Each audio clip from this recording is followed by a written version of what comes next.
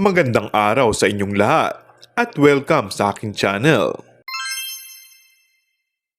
May early birthday Emmy na pala si Julia Montes nang mag-post siya ng bouquet of flowers sa kanyang Instagram account.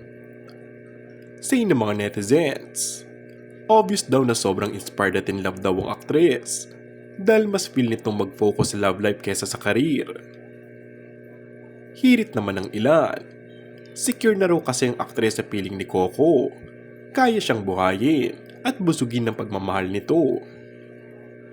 May mga naintriga rin sa post nila ni Coco Martin. Nakapansin-pansin ang iisa nilang background. Ayon tuloy sa ilan, hindi raw kaya nagsasama na ang dalawa sa iisang bubong. Naikwento pa ng isang source ay medyo bata pa raw siya noong nagsimula silang magsama ng boyfriend. Pero dahil dito ay lalo sila nagkasundo at tumagal ang relasyon. Para sa kaalaman ng marami, 12 taon nang magkarelasyon sina Julia at Coco.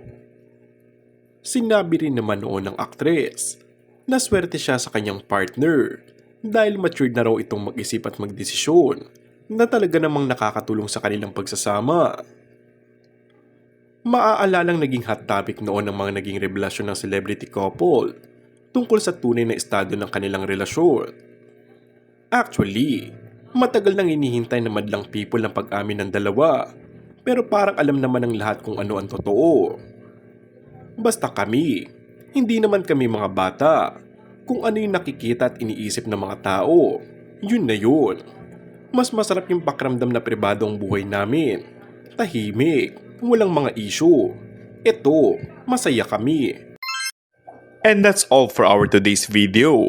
Kung bago ka lang sa aking channel ay mag-subscribe at pindutin na rin ang notification bell. Maraming salamat!